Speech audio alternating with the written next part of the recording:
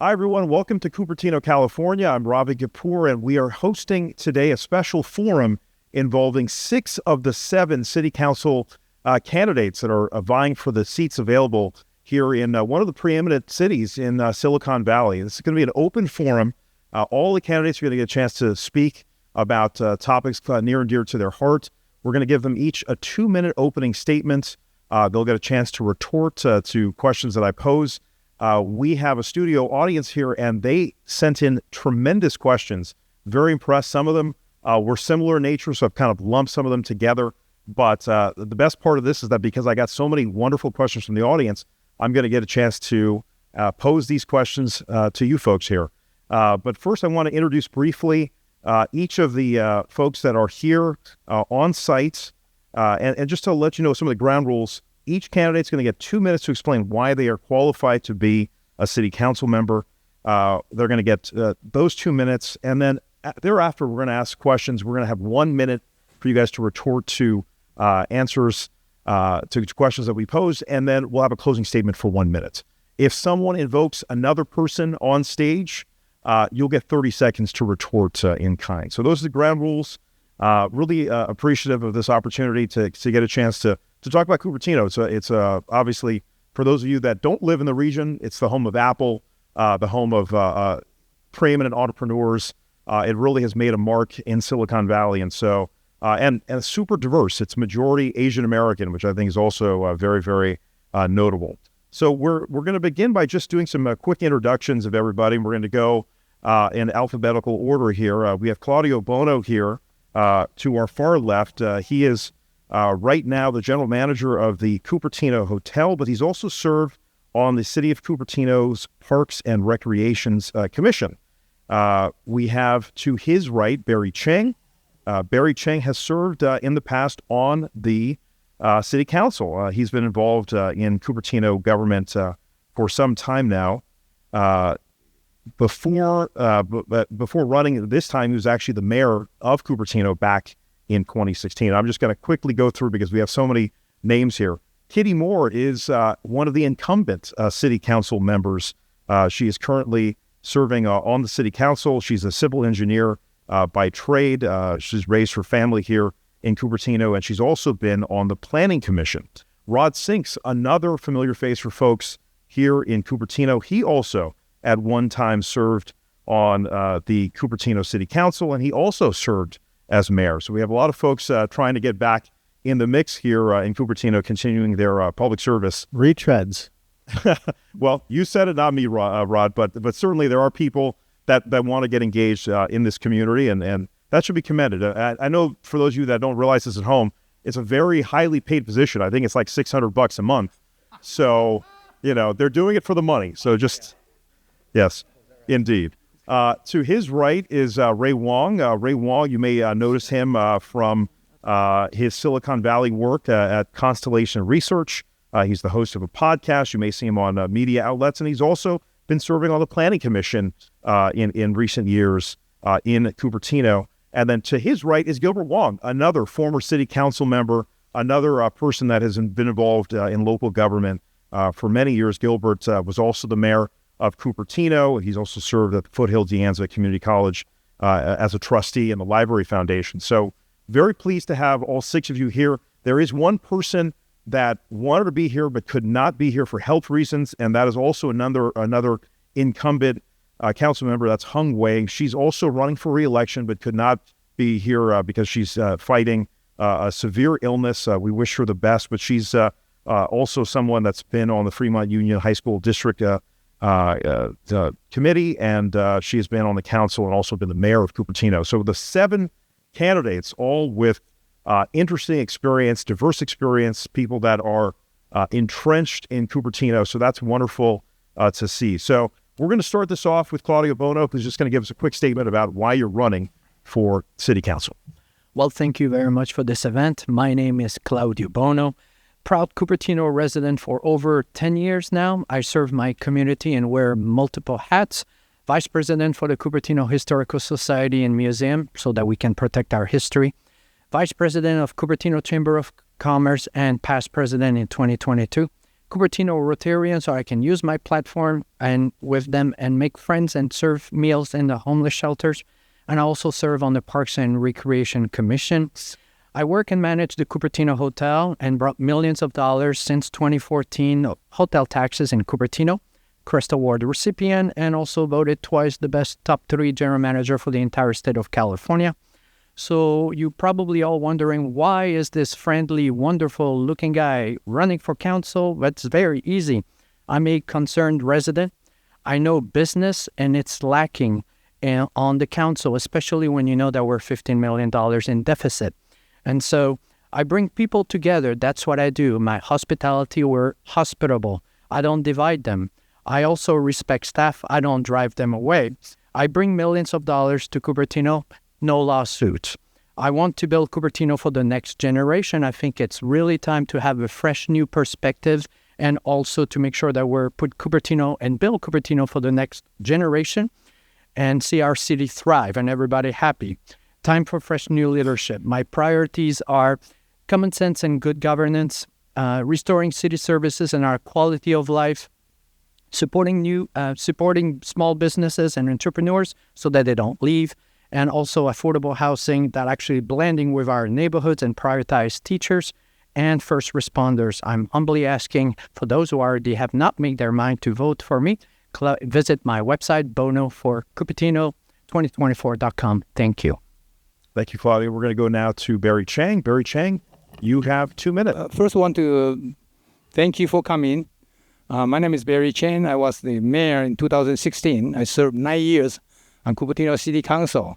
The reason I'm running is because when I left in 2018, when I turned out, city has a surplus budget-wise, but now city has deficit, and then city cut the service. This Queen Center is now opening, and this senior center is now opening on the weekend. So we got all this nice facility, but because we don't provide service, so which impact the quality of life in Cupertino, and that has to be changed. Okay, and I have the way to do it. I negotiate. I approve. I was one of the 4 approved Apple's park project and negotiate with Apple with 30% increase of the sales tax. I negotiate with them 13 times behind the scene, and every time it's only me went over there, deal with a whole bunch of Apple's BP, finance, But I feel this is the right way to do it. If they want me to approve it, I want them to give back the sales tax we helped them before, years before. 50, get back dollar, we give them one back 50 cents, so that should be back, to us. But I negotiated, they give back, so got 30%. I'm very proud of it. And I'm also very proud of it, working for more than 20 years to get D-High to finally close last year. Over 20 years, that none of the candidates, pretty much none of them in Cupertino have done what I have done. And I can do it, and I will do it, and I will bring the city back to a more inclusive and a more harmonious way to live together. Thank you. Thank you, Barry. Let's go now to Kitty Moore. Kitty, you have 2 minutes. Thank you. So I'd like to fact check what I've heard already. I hope that all the candidates understand that we've had a sales tax audit, and the reason Lehigh is not expanding and continuing is because of Don't Chop the Top. Growing up on food stamps and becoming financially independent before I was 18, working up to 3 jobs at a time to graduate, ingrained in me the importance of being frugal. Having a proud heritage of selfless military service provides me with humble gratitude and a willingness to serve the residents. Having both my late parents and now my brother battling cancers taught me the importance of having a clean environment. I have current experience over the past 6 years serving the residents and a proven track record of doing my fiduciary duty. Residents need to recall that we had a 14-year embezzlement from a city finance employee who stole almost $800,000 from the city. I'm the council member who found that the city was keeping $48 million in a non-interest-bearing checking account, losing us over $2 million in interest annually while telling us we couldn't have fireworks at $145,000. I've eliminated erroneous fluff in the city budget. I've advocated for the Fraud, Waste, and Abuse Hotline, which has 3 open investigations. I found that the Cupertino Public Facility Corporation had failed to file tax returns for the past 10 years and moved to get that fixed. I'm the council member who found that Valco had not told the public about the extent of hazardous materials contamination on the site. After this, the developer in April of 2021 finally applied for regulatory oversight of their hazardous waste cleanup. I have a proven track record of supporting and defending our residents against foolish ideas from the current city council majority, like giving the sports center and city hall away to developers. I do the work diligently, and I humbly ask for your continued support, and also for the only candidate I endorse and have worked with on the Planning Commission for 2 years, Ray Wong. Thank you, Kitty. Let's go now to Rod Sinks. Rod, you have 2 minutes. Thank you, and thank you to Diya for hosting us. I'm Rod Sinks. Cupertino residents want results, and I have a track record of delivering them. As a council member for 9 years, I fought to make Main Street Cupertino a vibrant hub. I have the expertise to negotiate with the developers of Valco to make it a true destination with entertainment, dining, and retail. With good economic development there and elsewhere, we can find more reasons to spend our money right here in Cupertino, which will also bring us new revenue to help us improve the city services such as public safety and road repair. And you've heard that we have a $30 million deficit thanks to a reallocation of funding by the state. That's an annual reduction. I'll promote housing for teachers and families, which is vital for strengthening our schools, which are experiencing declining enrollment.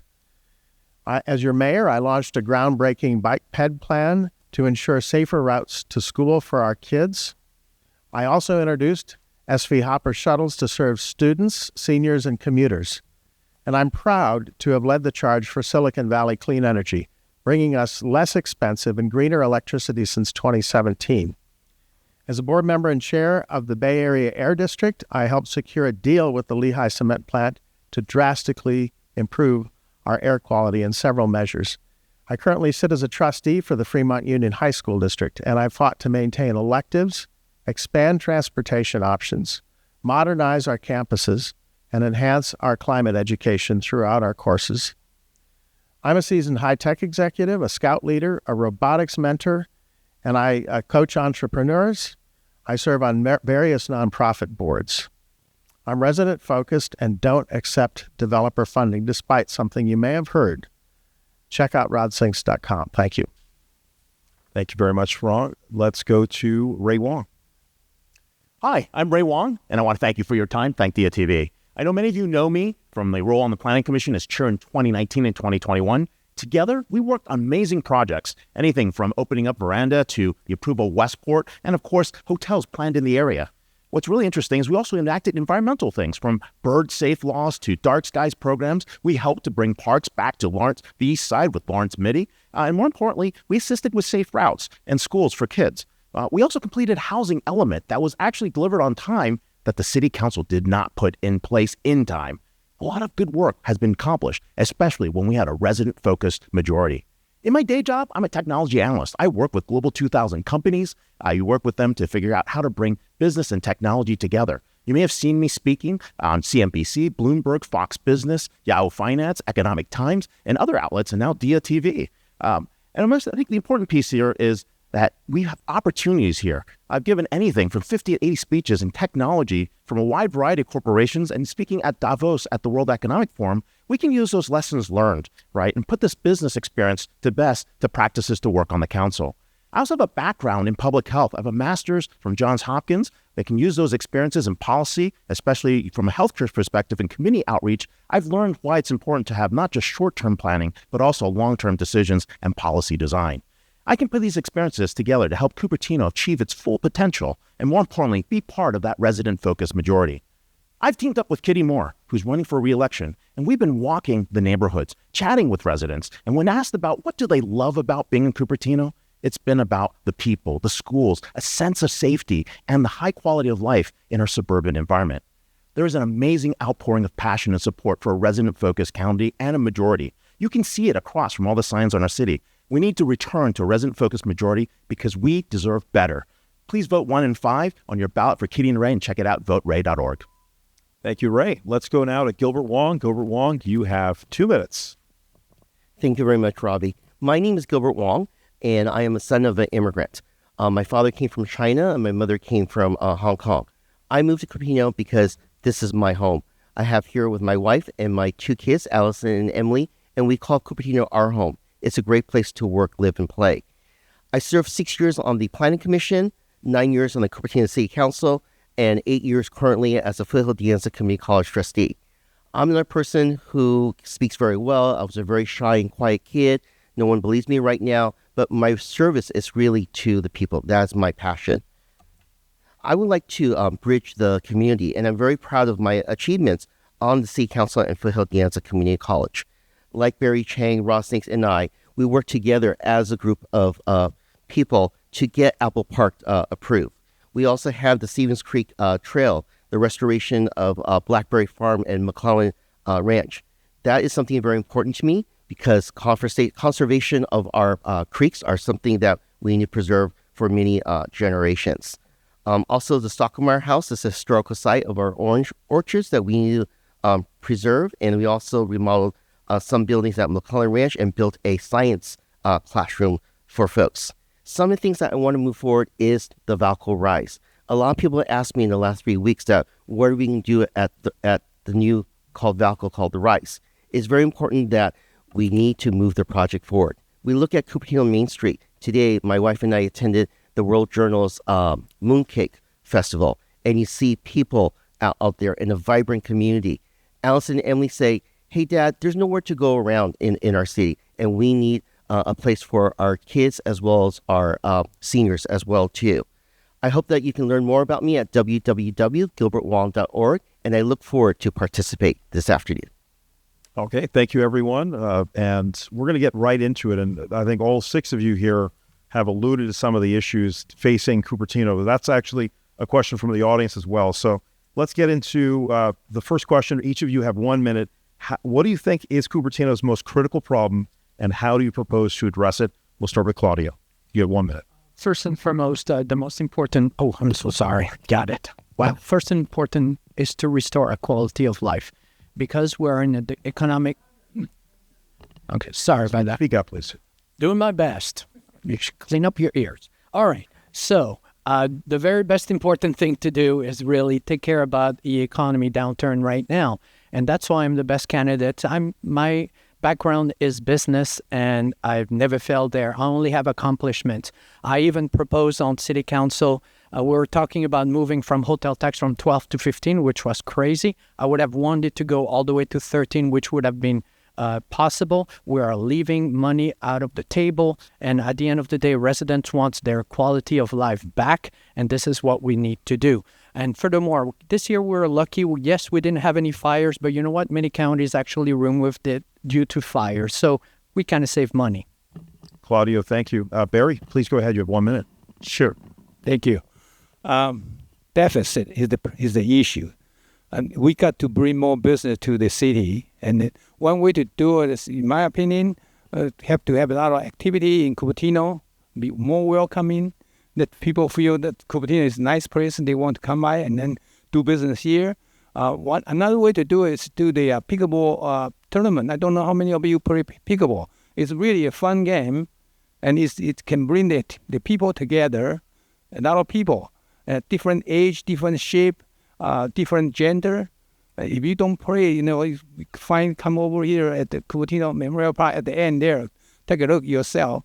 You can find it. And so I'm advocating to have pickleball tournament in Cupertino. That will bring the business into Cupertino, the shop in Cupertino, and we'll do a business here and increase the sales tax for our city. And I also agree with Claudio that we should increase the hotel sales Barry, tax. thank you.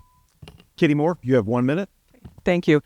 The biggest problem we're going to be seeing in the future is the infrastructure issues.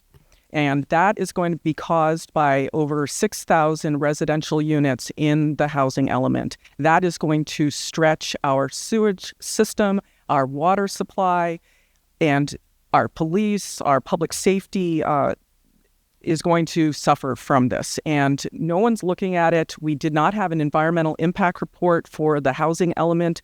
When YIMBY Law sued us, they took away our ability to have the housing element have an EIR. It bypassed the California Environmental Quality Act. We do not know what the cancer risks are from adding over 6,000 units to this community. Before, when we had our housing element, we had a programmatic EIR, and we could have that information. We don't have that data, and we need to get it. It's going to be very expensive. We also need to not let the developers off the hook when we need to pay for the sewage and the water. Thank you, Kitty. Rod Sinks, you have 1 minute. Thank you. Well, as you know, cities have primary responsibility for land use. It's a big part of what we do. And when we manage that land use responsibly, we navigate a large and growing number of state laws, and we work with developers rather than just fight all the time to get the best projects possible for our residents, which includes better architecture, a better integration with our communities, and community benefits. Now, in placing these 6,000 units Kitty talked about, this normally takes a lot of years to get a credible plan that can pass muster with the state. If you don't pass, you don't get your housing element done. None of us are happy with the builder's remedy projects, which are a result of our failure to get the housing element done on time. The 4 or 5 story project on Schofield on 1/3 of an acre is the right thing. We need to have projects where we put that housing largely in our urban core rather than in our single-family neighborhoods. So if you think about the opposition at Valco, that's been a big problem. Ray Wong, you have 1 minute. Yeah. Sorry about that. Yeah, first things first, right? It comes to fiscal accountability. If we don't have fiscal accountability, we've got a lot of fraud, waste, and abuse, and we've got to solve that problem first. Once we have that, we can actually think about all the other wonderful areas around quality of life, right? Public safety, and of course, where people want to go in terms of entertainment and options out there. We would restore the Economic Development Committee. We would create a small business council. We'd also work with Valco to rethink where they can go, given the fact that there's no interest in commercial property and commercial properties at the moment. So I think those are going to be big things. But the big issue really is we can't do any of these things if we don't get our fiscal act in order. And I think it's really important to note that some of the work that Kitty Moore did in the past are the questions that we're asking. It's the hard work. It's actually understanding what is important. What do we actually have to be able to do? We've been blocked at every single juncture to be able to ask those questions. Kitty can't even send a Public Records Act request. That is crazy. So what we have to do is get back to fiscal accountability so we can have quality of life, entertainment options, and all the wonderful amenities you expect. Thank you, Ray. Gilbert Wong, you have 1 minute. Can everyone hear me? Just want to make sure everyone can hear me. The biggest issue that we have in Cupertino is housing. We don't have enough affordable housing. I think the challenge is where is that housing going to be built? We need to make sure that the housing gets built on our major thoroughfares, along Stevens Creek, along Homestead, along Wolf Road, along De Anza Boulevard, and that's where we can get more transportation that comes in. We need to stop the no-sayers and let Valco grow up. Since Valco has already been approved, we can see development. Development means more families coming in. That means more children coming in, and that will also resolve stopping of closure of our CUSD and Fremont Union High School schools. Because we don't have enough housing in this community, our children and even senior housing, we have a lot of luxury, but we need to have more affordable senior housing. Then we have a balanced community. I just don't see this balanced community. That's why I'm proud to have Mayor Sheila Mohan and Councilmember Hung Wei endorsing me. Thank you. Thank you, Gilbert. Let's talk about Valco for a moment, if I would. Do you have I have a question. So I was mentioned a couple of times. Do I get the 30 seconds for that? Please, you have to go ahead. Go okay, ahead. So I was mentioned by 2 different candidates. Do I get a full minute? I'll give you a full minute. Okay. So gotta know the rules. So first, with the 6,000 residential units in the housing element, it was actually 4588, which we were needing to provide locations for.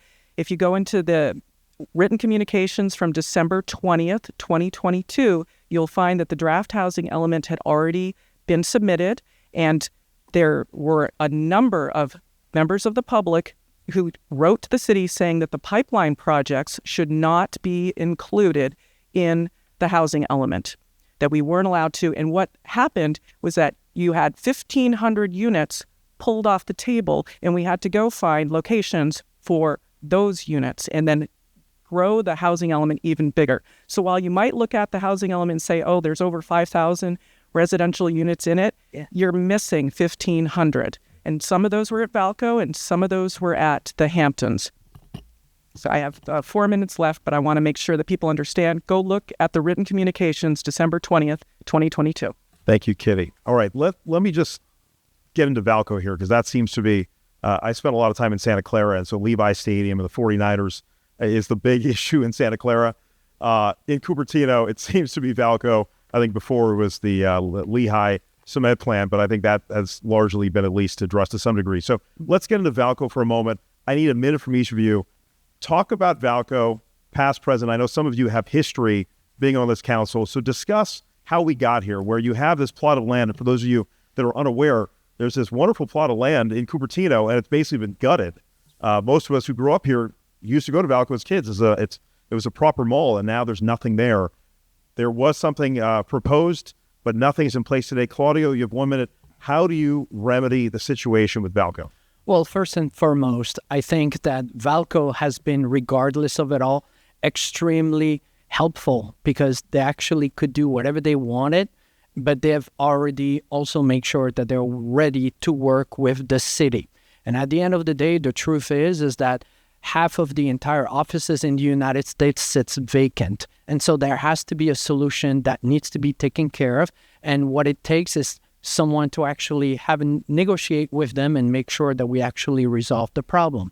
It's a big space and used to be a horrendous and ugly project, and has been changed a few times. And at the end of the day, if you have a moment, I'd like to also respond, because my name was also mentioned for a second, and I'd like to put something clear to the record. Go ahead, you have 30 seconds. Just wanted to talk with a council member, Kitty Moore, talked about the builder's remedy and also about the communication in December 22.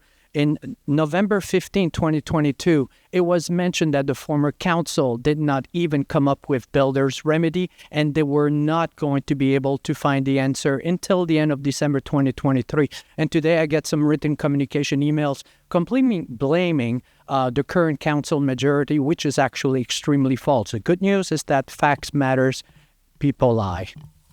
Kitty, I'll give you 30 seconds, but let's get 1 minute from Barry first. Okay, on the development project issue, I find out the best way is to deal with all party in respect. It's not trash the developer, trash other party. When I deal with Apple, I was dealing with them with highly respect to them. Even though I negotiate very hard with them, closed door behind the scene at the Apple campus area for 13 times. Okay. But it was always with respect. You cannot just trash other people and trash a developer and ask them to do a better job for you. They own the property in Cupertino. They have the right as a resident here. Equal right. We have to look at it in there. And then we have to negotiate with them. And then when I left, I thought that we have negotiated a very good plan for Cupertino. But then the new council trashed it all out. Which is bad. That's why we get into the step into it. And then now the city have no say, because we did not meet the housing element requirement. Thank you, Barry. Kitty, I'll give you a minute to retort about Valco, and you can also respond to Claudio. Okay, thank you. So with regards to Valco, it was given a provisional allocation of 2 million square feet of office by a prior council. And when the SB 35 law was enacted, the developer used this law to bypass CEQA, the California Environmental Quality Act. There was no EIR for Valco. And they also, within the law, they claimed that they were compliant, and they did not go to the city council. So there was no city council approval of that project. It was all done through staff. And it was on a hazardous waste site. The issue there is that the developer was not telling the public that there was more extensive hazardous waste than we understood. So when I got on council, I was the person who found that it had extensive hazardous waste, and they went into regulatory oversight for cleanup, and they've taken their time and been very slow about it and correct about the 2 million square feet of office not being viable. The reason being is that we have had an office obsolescence shock. And what that means is that the developer needs to reconsider what they're going to be doing with their plans. They can remove the 2 million square feet of office of their own accord, which would really help us because we have a jobs and housing imbalance. The developer used SB 35 to get 2 million square feet of office ministerially approved without an EIR, and they used the SB 35 to worsen the housing shortage while using a state housing law. That should never have happened. Thank you, Kitty. Rod Sinks, you have 1 minute to discuss Valco. Thank you. Well, this is a tough topic. There's a lot of history. What I would say is in 2018, the developer came up with a proposal for Valco under state law SB 35. 20-story towers looming over the North Blaney neighborhood. Completely disrespectful. It was like a big finger pointed to the west. We then, the three of us, negotiated a better plan for Valco. It had FUHSD adult school in it, a robotics center. It had a new city hall in a place of the current city hall. It had lots of community benefits, including a performing arts center. We risk getting an all townhome development at Valco on that 52 acres because the state's going to push us on housing. I'd like to negotiate to get a real downtown for us. With dining and retail, we need something bigger and better than Main Street for all of us to invest our local sales taxes back in Cupertino. Thank you, Rod. Let's go to Ray Wong. 1 minute on Valco.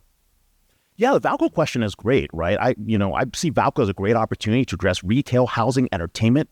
But the challenge here is it lacks imagination and vision that residents seek. When we talk to residents, when we're polling, and not the special interest groups, but knocking on doors, they all hope for a better and higher quality of life. So we need a good mix of retail tax revenues and quality of life here. But let's do a quick poll here in the audience. Who here wants a movie theater? Raise your hands. Who here wants townhomes? Raise your hands. Who here wants a Costco? Who here wants the ability to actually, new retail and dining options? How many people here want a downtown? This is the process we should have gone through. We didn't. We don't want more backroom deals. We don't want more backroom deals. We don't want more people in the back trying to figure out how to negotiate deals without transparency. That's the challenge here. But we can make this an amazing place, an amazing destination if we have resident input, if we have resident focus. All those backroom deals people are talking about here, that's not what we want. We need transparency and residents first. Thank you, Ray. Gilbert Wong, you have 1 minute. Thank you very much. Ever since I've been on city council, we want a downtown. We want a place to gather. We want a movie house. The concern is that there is a group of residents that has came together that has stopped their redevelopment. The city council, prior to 2016, passed a place that had lots of retail, some housing, some office. It was referendum. It went down miserable. Delay. Let's stop the delay and move forward. We also had a beautiful development that had a beautiful park on top.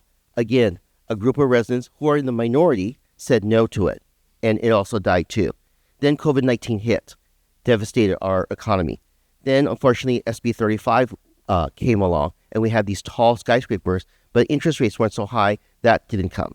But finally, we have a project. Let's move forward and build it now. Thank you, Gilbert.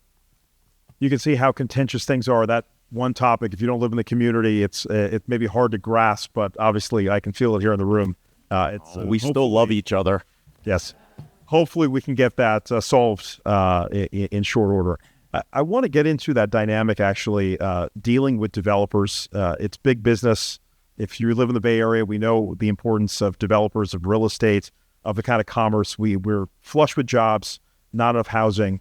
I want each of you, and just give me 30 seconds on this if you want. I'm just changing it a little bit because I just want briefly, what gives you the qualifications to negotiate with an Apple, with a Sandhill property company, or any other highfalutin group that comes in here sophisticated? You were talking about folks with hedge fund money, folks that are very high level, sophisticated entrepreneurs that come in here and they see an opportunity in Cupertino. What gives you the qualifications to take these folks on? Claudio, you have 30 seconds. Well, first and foremost, as a previous president of the Cupertino Chamber of Commerce, I know businesses, and my fight daily with many of the organizations that I have here is to make sure they don't leave because they do pay for services in our city.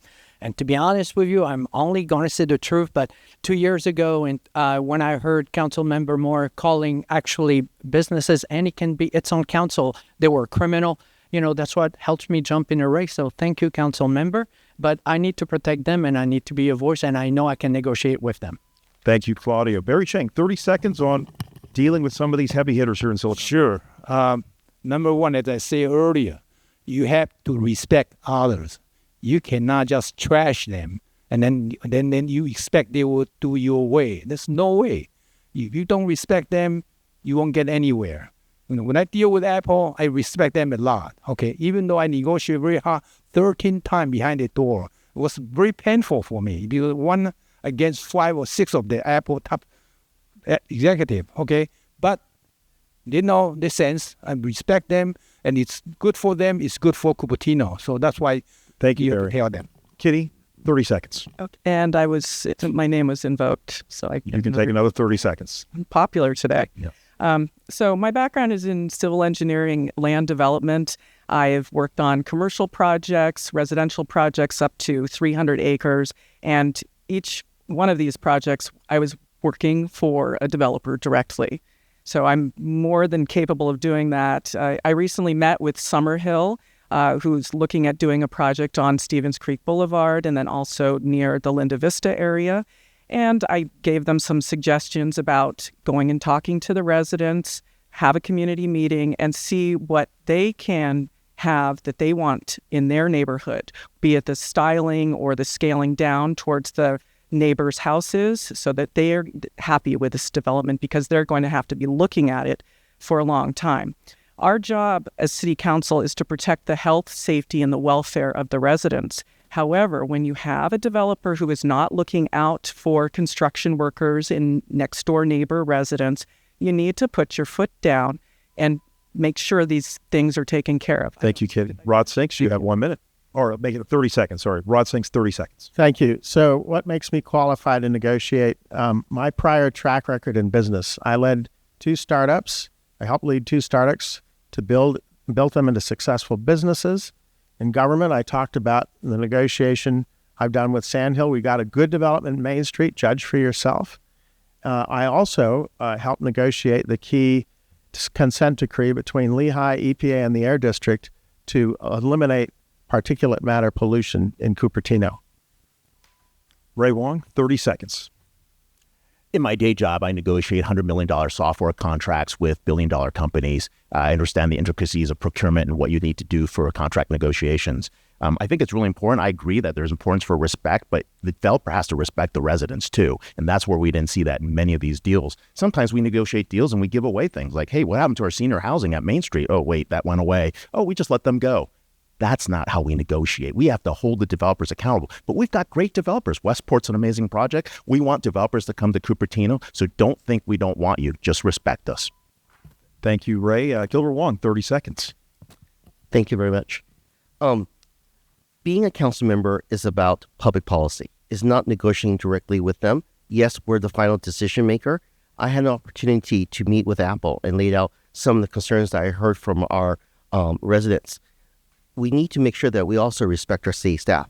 Our city manager and our directors is the one who directly negotiates with our with the people who come in here. And if we don't respect them, then it's very hard for us to move forward.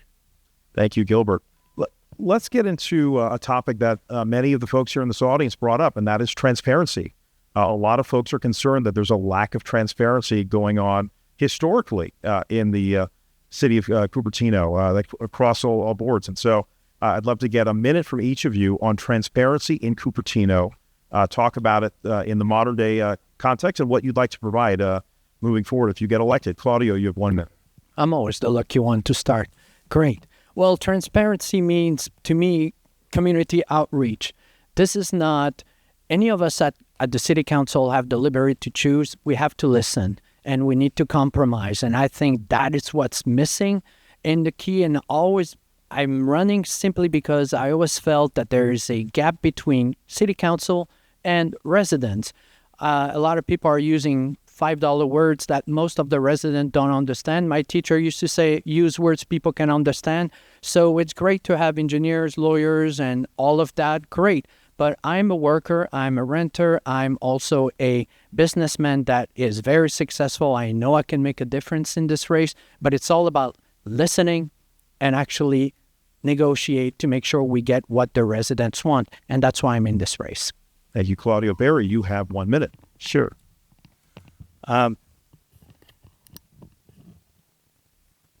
You have to really work with the people. And the city council member, you have to listen to all the residents. You agree or disagree.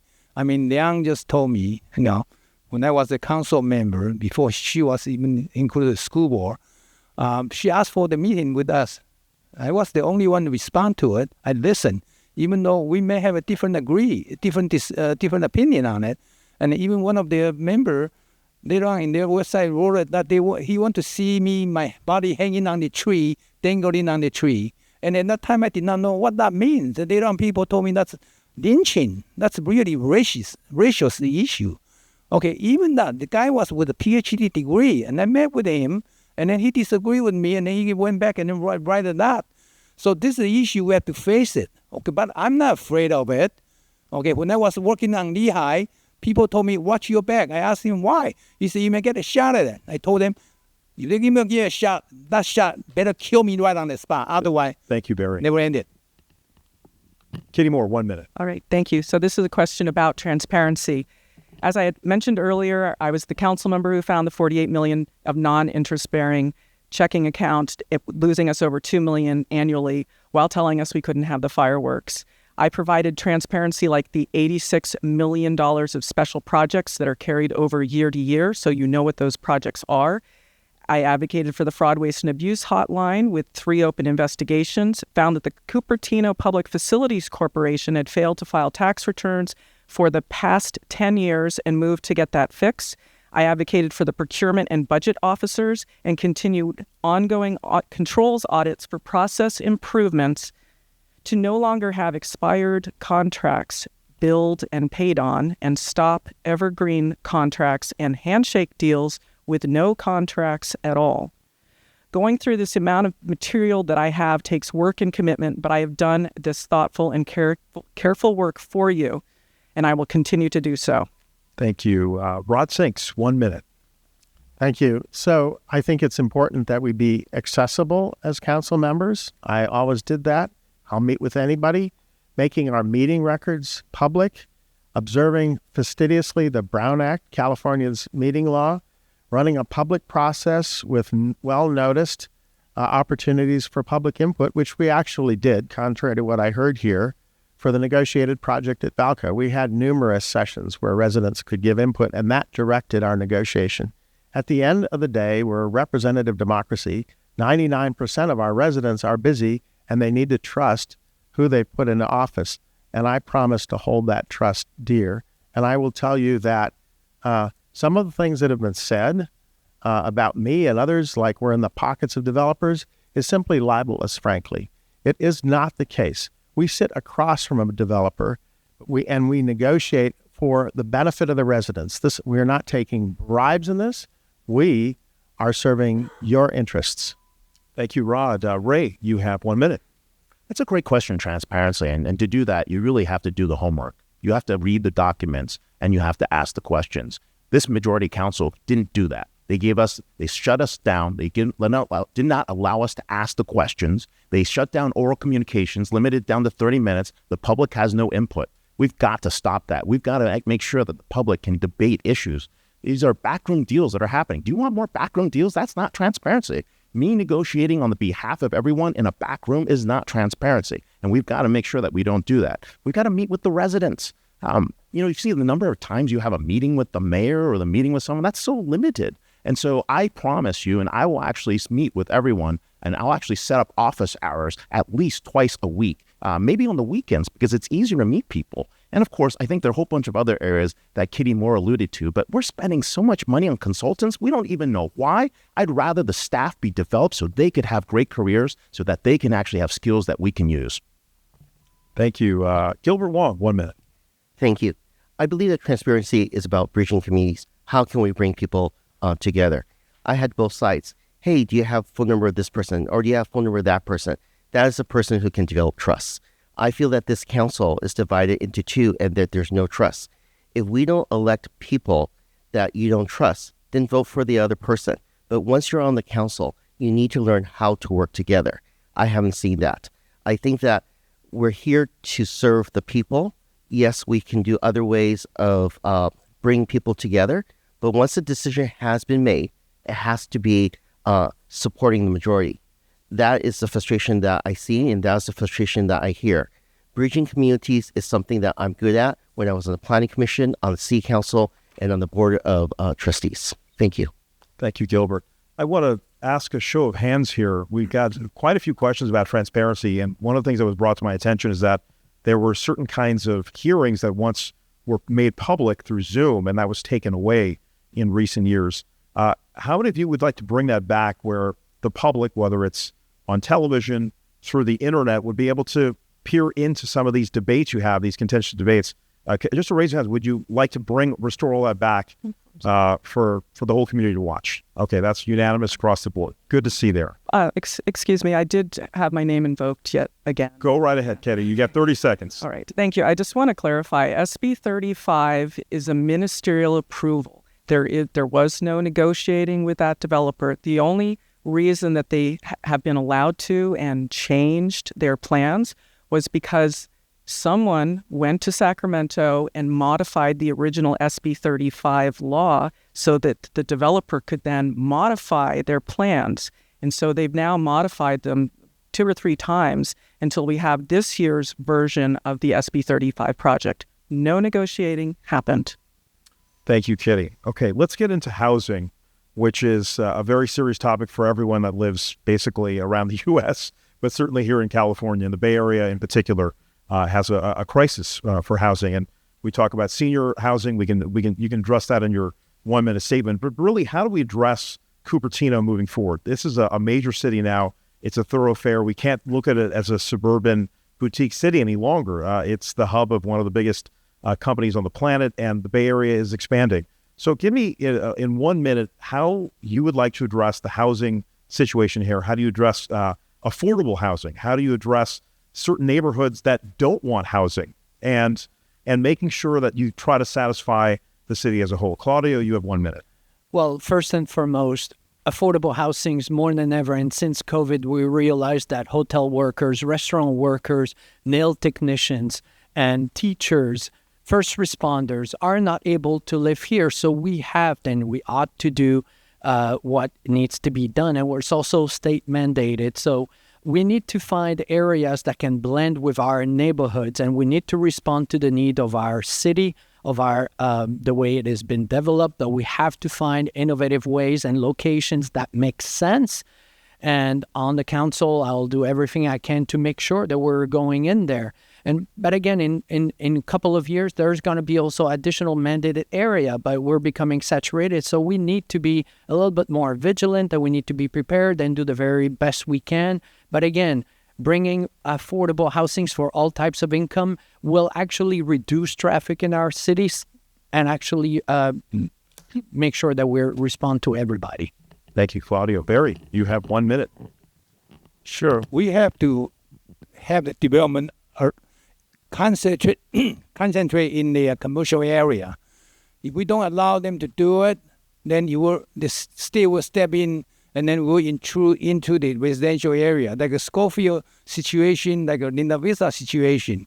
Because state step in, the city council have no right to stay, have nothing, cannot do anything. Okay, and if anybody suggests that we can go sue the state, that's a very, in my opinion, very stupid way, because we're in deficit. The city doesn't have the money. And the city is so small, you want to fight with the state. Come on, common sense. When you want to run a council member, you want to do the good job, use some common sense to tell people, hold the development, tell the developer, do the development in the commercial area. When we reach the housing element requirement, we don't have, the state cannot step in and then take over our right. Then all the residents can have an input. And if we don't meet that requirement, we will always have a problem. Kitty Moore, 1 minute. Thank you. So we will continue to have a housing issue with the state because they grew the numbers so much. The 4588 in our housing element means that we need to provide over 2,000 below market rate units. The truth of the matter is that in Cupertino, the Veranda project, for example, each unit, 350 square feet only, cost $760,000 a piece to build. Okay, it's very, very expensive. At the Valco project, the SB 35 project will be bringing us 890 affordable units. That is a huge benefit to the community, and it's very, very costly, and the developer is going to have to deliver that. We need to ensure that our inclusionary requirement, that's the requirement to build the BMRs, is below market rate units, is not taken away. We have developers trying to be able to buy their way out of having to build the 15% affordable rental units if they're building a rental property, or 20% affordable for sale units. Thank you, Kitty. Rod, 1 minute. Thank you. So I've been a champion of affordable housing. The best way to get it is inside of a project like a Valco or someplace else. So we've always had a strong inclusionary requirement. It's certainly the most economical. I'll tell you a story. In my last year on council, previously in 2020, I worked with our city economic development team, and thanks to a generous offer that I received, we negotiated with the county to buy the Outback Steakhouse site, that old site, which could have been 68 units of low-income housing. Apple decided they wanted to trade that property with the county, and so it is now going to be an even larger site at the very north end of the Valco site, which will also include educator workforce housing. That's our missing middle. We need to make more room in our community for people like teachers and public safety folks. So they're here for us. We need them. Thank you, Rod. Ray, you have 1 minute. Yeah, affordable housing is one of the big issues here in the Valley, and especially in Cupertino. We've got to provide affordable housing for teachers, first responders, and public safety folks. I think there are different ways to do that, but the problem is we have ministerial approval, which means we can barely negotiate anything, and that really depends on a really strong city manager and a city staff that can actually negotiate for that. But at this point, it's going to be very hard. One of the things that we can do to do that is we can actually create incentives. For example, at Valco, what we can do is request the fire department or fire unit or fire housing, if you're going to put that there, if folks want to make sure that fire insurance is low. That allows us to keep our type 2 capabilities. The other places that we can think about is really building up our downtown core. It does not make sense in Schofield and Linda Vista. That did not have to happen. That's because the current majority did not pass the housing element on time. The thing was due January 31st. They submitted it February 3rd. Really? You couldn't get it done in 3 days? But I think the most important piece here really is we can all work towards affordable housing by working with developers who do care. Thank you, Ray. Gilbert, 1 minute. Thank you. As a Foothill De Anza Community College trustee, we were able to find a location at Foothill College, and we have approved to build 50 units for teacher housing. Also, inclusionary housing policy was done when I was on the city council, so it is correct at 15% for rental and 20% for commercial. The most important is that we have to work together as a region. I also supported Measure A. Measure A allows for funding to build housing here in Cupertino. And also we need to make sure that, as we said, firefighters, teachers, that middle ground, that with our below rate market program, we give extra points to keep them here so that they don't have to commute from such a long distance. Thank you. Thank you. We're doing good on time, but we have so many questions, believe it or not, that I want to make it a little bit faster here so we respect everyone's time and try to get a few more topics in. I want to get 30 seconds from everybody on the Lehigh Quarry. Plans for its future. Some of you have great context about it. I know one of your more famous residents complained about it for decades. Claudio, give me 30 seconds on what you would like to see done with the Lehigh Quarry moving forward. It's been going on for a long time, and the Lehigh Quarry had so many violations and nothing was done. So really all I can tell you is that I was not on council before. I wish I was, because I would have done a lot of things on that. And there's something that at this point it's closing. And so we're moving along, and we're going to see what we can do about it. Okay. Barry, 30 seconds on the Lehigh Quarry. The situation still remain with the reclamation plan, even though the cement plant operation stopped, but the quarry operation continues. So the noise, the truck still coming in and out. So we need to work on it. Reclamation plan, make sure that they clean up what their mess before they can do anything on that side. So that's why it's very important for me to get back in, because I was working with them before and I know how hard it is. And then we will keep it working it. Reclamation plan done right. Thank you, Barry. Kitty, 30 seconds. Okay. Thank you. So, as a chair of the Environmental Review Committee for 4 years, I tried to get the Lehigh cement plant to be something that we could talk about, and instead, the current City Council majority eliminated the Environmental Review Committee. I have advocated for the cleanup of the hazardous waste at the site, advocated for it having a Superfund designation, and I understand that the truck traffic for the reclamation plan they have suggested would be 600 truck trips per day for 30 years. That is one truck every minute. We need to advocate for our residents and protect them. Thank you, Kitty. Rod Sinks, 30 seconds. All of this is true. There has been a proposal for hundreds of trucks a day. We can negotiate, but we need people who are willing to do it and actually capable. I worked with the EPA, as I said, on the consent decree that reduced particulate matter. We got the stack up. I was largely responsible for that. We have the responsibility to work with our residents, but note that this is in the county. It is not largely in the city of Cupertino, so we're going to have to work with others. Thank you, Rod. Ray, 30 seconds. Yeah, I think it's an opportunity for interagency and cooperation. County, state, federal funds should be applied here. These are funds that are going to be required for a cleanup. This environmental cleanup is going to take decades. We need to do it properly. But once we do, we need to have a plan for that area, thinking about where housing fits, thinking about trails, parks, other nature areas. And of course, we need to bring back the Environmental Review Committee, as well as we need to actually have more resident input. Thank you. Gilbert, 30 seconds. The Stevens Creek Quarry has been very, very controversial. Number one, it does not sit in the city of Cupertino. It sits in the county. Yes, the quarry is closing, but it's within our sphere of influence to influence what we want to see. I don't agree to put housing up there because it is on an earthquake fault line. That is not the right place to put housing. We have to put it where it belongs. I think that it will be eventually annexed back in the city of Cupertino. It will be great for open space, sports facilities, as well as open trails. Thank you, Gilbert. I'd like to get in briefly your thoughts on Memorial Park. There's been some efforts to potentially renovate it, rehab it to a large degree. Just a show of hands here. How many would like to see a renovation of Memorial Park? Okay. Well, here's your answer. Also, the same question came about for City Hall. There's been, I think Rod alluded to it earlier, an effort to maybe have a more luxurious City Hall or a more larger space. So we'll put it that way. A more modern space for City Hall. How many of you are in agreement to have a new City Hall? I think there's some specificity here, right? Do you spend $8 million or you spend $88 million? So you might want to go deeper with 30 seconds with everybody here. Why don't we get 30 seconds on City Hall, since that's a bunch of questions about that. Claudio, 30 seconds on City Hall. What would you like to see done there? Well, first and foremost, again, as a business person, I could have negotiated better, and it wasn't done. We've lost all of that.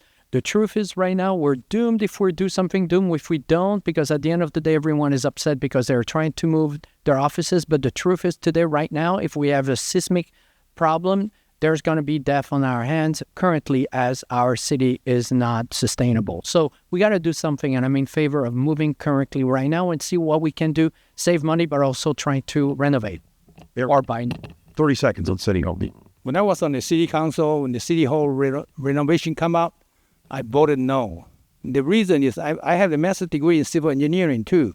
Regarding the earthquake resistance issue, all you need to do is just change the tile rule to the tile and gravel or the composition shingle. Reduce the weight for the roof, then you would reduce the problem. You cut the problem of the earthquake hazard issue off. There's no reason to spend such money for the city council alone. Kitty, 30 seconds. Thank you. I served on the City Hall subcommittee, and we received many, many hours worth of reports, hundreds of documents. The City Hall has other issues beyond the heavy roof, and the staff came back to us making a recommendation that we would remodel and seismically retrofit the current city hall. That was the city staff recommendation, and I agree with it. The city was holding, which you might not know, closed session meetings to buy another property and move City Hall off of its current location this summer. Rod, 30 seconds. It'd be economically efficient to consolidate all of our employees in one place instead of spread out in multiple buildings. We need a seismically safe building so that our city can respond for our residents when emergencies strike. We have employees that work and live closer in safe structures. We're going to be much better off. And I will remind you, in 2018, we had a proposal to build a new, not glamorous, okay, not luxurious, a city hall in the place of the current structure that would have also had more community meeting space. Thank you, Rod. Ray? Well, I think the Resident Focus Council, under the leadership of Darcy Paul, had an $8 million plan, and that would have been cheaper. It also addressed the issue of where the Emergency Operations Center should go, which is not addressed in this current plan. These backroom deal negotiations with a city manager trying to buy property without any negotiation experience really should not be there. We really need to make sure we have a good plan here. And what's really worrisome is, are we selling public lands to build affordable housing? Are we selling public lands just for housing and developers? We need a good plan. And I think seismic retrofit should be less than that. And of course, we need to watch our tax dollars. I have a blog post on there at voteray.org. Thank you. Gilbert, 30 seconds. This has been a problem at Cupertino, is that our city hall is not retrofit. We have 100 employees that are in danger if there was a big earthquake. I think that this council cannot agree on what to do, and we need to have consensus on the council. I believe that every time that there was a opportunity to do it, we don't do it, and we need to have results to get things done. Okay, we're going to go into rapid fire mode. One of the questions that have come up is term limits. There's a few of you that have served on the council, and I think it's wonderful that you guys want to continue to serve, but there are some concerns about term limits and whether that should be applied. So I just want like one sentence from each of you. Do you think Cupertino should have really firm term limits to serve at this level? Claudia? Go ahead. I'll just say, if the wheel isn't broken, don't fix it. 2 terms is fine for me. Barry? 2 terms is fine for me too. Kitty? I agree with having 2 terms and no returns. Rod? I think 2 terms is appropriate. I do think that letting people sit out for 4 years and then come back is also appropriate. Ray? Yeah, I think 2 terms would be great. I think it's also important to have time to sit off. Might be 4 years, might be 8 years, but that's up to the will of the people. Gilbert? I support 2 terms. Okay, great. I'm going to let you guys now have your final remarks. We try to get a whole lot of topics in. As you can imagine, there's obviously a lot more out there, but we tried to get as many questions from the public as possible. Claudio, 1 minute to give us your final thoughts. Perfect. Cupertino is our home, and for many, including myself, it's been distressing to see how we've got to where we are today. Our community is strongly fractured and divided. So residents don't understand, and they are distressed for as our city leaders, decision individuals have proven to put their ego ahead of service. I'm not a politician. You probably have seen that, and I tell the truth. But that's actually a good thing for once. I want to be someone that actually bridges the gap between resident and the council. So I spent many years service in our community in different roles in nonprofit organization because my commitment is to the resident and to the resident only, no one else. Proud to stand among you today and commit myself to serve. And my priorities are good common sense and good governance, restoring city services, support small businesses, build affordable housing in neighborhoods, keep local control. Please vote number 3 on the ballot and visit bonoforcupertino2024.com. Thank you, Claudio. Barry, 1 minute. As I said earlier, the deficit is the issue. And when you cut when we have a cut in the service, it's really impact our quality of life in Cupertino. So the deficit issue have to be dealt with. And then also another issue I saw is the senior service in this center here. I'm volunteer here. I can see that we can do much better senior service to provide for our senior here. And then the other thing is we have to work together. We have to move forward. We cannot move backward. Okay? The current politician nationwide, you see, it's all talking backward. And then we have to really move forward to what we can do for better Cupertino. It's not just talking about, we're just actually doing it. and then we have to bring all the races together. Cupertino is all different kind of races, okay? Even the Asian, we have Indian, we have Chinese. We have to bring them all together, find a way to do it. That's what I'm going to do. Thank you. Very Kitty. I have humbly and loyally served you, our residents, for the past 6 years, and I have truly done the real work of going through tens of thousands of pages of agenda packets and responsibly advocated for you. When the organizational chart showed up this year with the citizens of Cupertino removed from the top, I noticed it and the residents rightfully were angry and got it fixed. I want our residents to know that they can trust what their council is doing so that you can rest easily. But that requires you to pay attention and vote for people who actually have your interests at heart. Ray Wong is a business success, yet he is running with me to serve you. Last night, after canvassing for hours, we hammered yard sides in by flashlight and listened to more resident concerns about irresponsible leadership not listening to them. We hear you. We're committed to serve the residents and humbly ask for your vote. Choose number 1, Kitty Moore, and number 5, Ray Wong on your ballot. Thank you. Thank you, Kitty. Rod Sinks. Thank you. So most of the other agencies, the issues we've talked about that we face are actually regional issues. So I want to talk a little bit about those.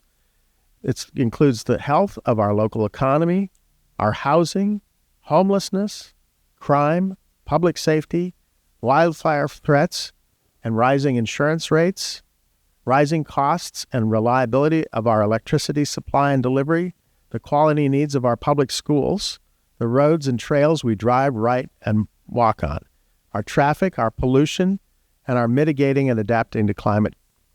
I work closely with regional leaders in education, city and county leaders as president of the Cities Association in the county, where I served as president in 2015, at Silicon Valley Energy, which I helped co-found and served as first chair, and on the Air District Board, serving the 9-county Bay Area, all for the benefit of all of us who live here. We're improving the air we breathe and funding better bike and EV infrastructure. Thank you, Rod. Ray Wong. We've seen over the last 2 years what happens when residents are no longer prioritized or in charge. Special interests have taken over the city, and we're just feeling the chaos, identifying the wasteful spending, bracing for impending higher taxes, less services, and lower quality of life. We have a number of candidates and former electeds who say they are resident-focused, but they have consistently misled the public with backroom deals, voted not for local control. In fact, the records speak for themselves. Just check it out on Cupertino Facts. It doesn't have to be this way, and this is why we must win back the majority, a resident-focused majority, by working together. Here are my promises to you. Fiscal accountability. I'm going to work closely with Kitty Moore. We're going to ask the questions. We're going to elevate our staff so they have the skills to also ask the questions. Public safety. A number of us worry people have been robbed. We talked to a neighbor who was robbed at gunpoint at the Chase on Stevens Creek, just getting money on ATM. That can no longer happen. And of course, we need to improve our quality of life, protect our schools and public lands, and improve communications outreach and residents. Please vote 1 and 5 for Kitty Moore and myself. Check out voteray.org. Thank you. Thank you, Ray. Gilbert. Thank you. Cupertino is a great place to live, work, and play. My wife and I moved to Cupertino because we want to have good quality public education. The Apple Inc. is a great company to work, and we hope that they will continue to stay here for more. But I see on the City Council the dysfunctionality that we have. And most important, I don't see the respect. I don't see the trust. And we need to make sure that we have council members that are accountable to the people. I think that some of the issues that we need to address is more affordable housing, improving our public safety, instilling fiscal responsibility, creating safer streets, and expanding our public trails. I think that as we move forward and we see how expensive it is to live here, how can we manage those priorities? I think that this is a very consequential election. If we don't elect the right person, we might even see our staff leave our city. We might see public safety officers find, hey, can we live somewhere else? Thank you. Thank you very much. I want to thank all of you for being so cordial and respectful this afternoon. I know politics can get contentious. I deal with stuff on the federal level, at the state level, at the local level, but you guys were all wonderful and cordial. I think all of you here in the audience, thank you for participating in this forum. It's important that we all have this dialogue set. So thank you all for allowing us to partake in this. Thank you to the Cupertino Senior Center for hosting us. We really appreciate all of this. I'm Ravi Kapur for our whole team. We'll see you again next time.